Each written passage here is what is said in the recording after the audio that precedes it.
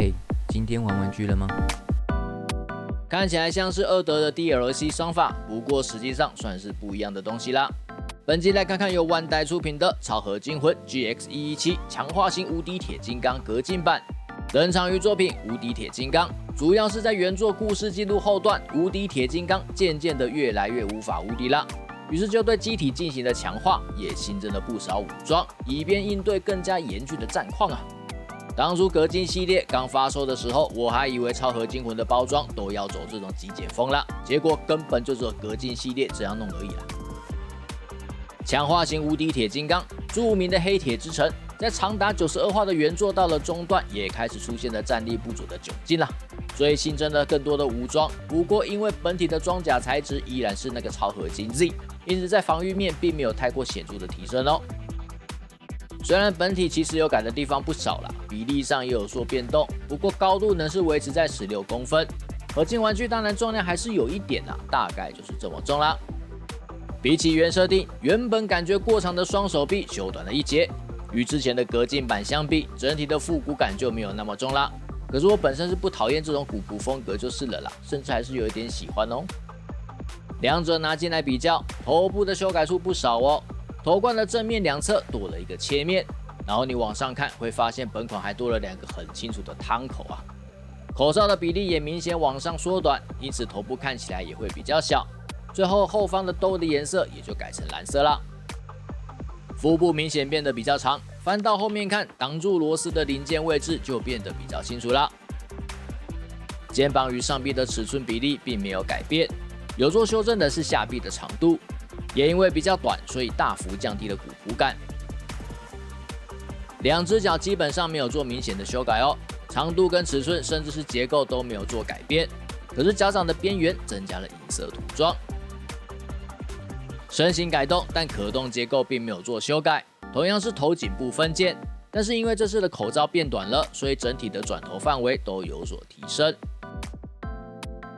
躯干一样是3节式。拉伸结构也健在，不过上胸关节的长度有变得比较长哦，所以上胸的前后弯曲幅度会比较大，然后拉伸关节也有变得比较紧啦。手臂可动结构没有做更动，另外之前没有提到肩膀根部其实是有拉伸关节哦，所以这次特别提出来一下。其他转动还有弯举幅度都没有做改变。同样附属握拳还有开掌2种替换手收，开掌的手收的接点有多一个单方向的可动。腿部结构也是延续之前的结构，髋部可以整个下拉延伸，大腿还能够继续往下延伸，依靠大腿装甲的转动来实现大腿抬举的外形遮蔽，抬举的高度大概是90度。腿部转动是依靠小腿哦，膝盖弯曲是单关节，但可以超过90度。脚踝可以拉开，提升整体可动性。指挥艇是后期的喷射版，驾驶舱里面同样有兜甲耳的人形，两边的机翼可以收纳。与头冠结合，同样采用磁吸式，不过与前一款的头冠位置大小不太一样哦，所以之前的气旋式指挥艇是不可以装在本款的头上的哦。腹部的飞弹发射机构健在，同样要先替换发射口开启的腹部装甲，有附属3颗飞弹，开关就在背后的矩形按钮。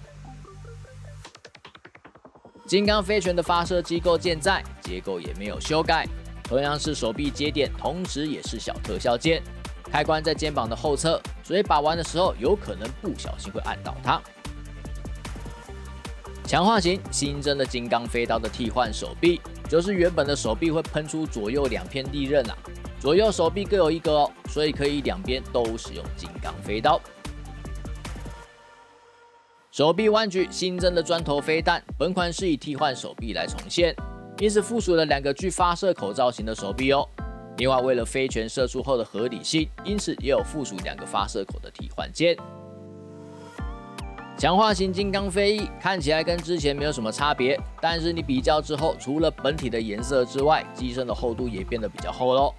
而2片机翼的厚度也因为有新增武装，因此也比前期型来的厚。2片飞翼同样是以左右替换方式来重现前进翼或是后退翼的2种形态。强化型的飞翼也有新增武装金刚飞镖，但是本款只有重现发射口啦，以替换零件方式来重现，依照前进翼或是后退翼的样式，有附属对应的替换件。与本体结合的腰带同样是采用替换式，结合的方式跟之前一样，很稳固，不太会掉。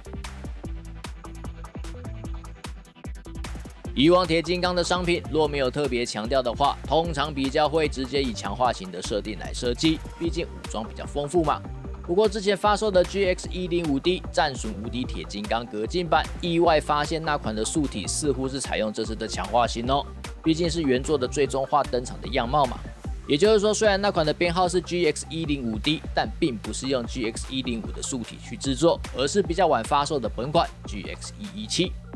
虽然一台铁金刚拆成前期型跟强化型来贩售，确实多少会有一点好像一层皮被扒2次的感觉。不过头部跟上半身的造型有相当程度的不同，因此多少还是有一点平衡效果啦。至少我自己会这样想啦。不同风格的铁金刚也不少，好像也不用太拘泥，又多一只嘛。总之，本款就是以附属强化型的武装为主，素体虽然不同，但复古感也就比较轻，追求完整性的人比较适合购买。毕竟整体来说的惊艳感并没有前期型那么的强烈啦。我个人是比较爱前期型的造型啦，可是我2款都收了。就这样，记得点赞、订阅、分享，拜拜。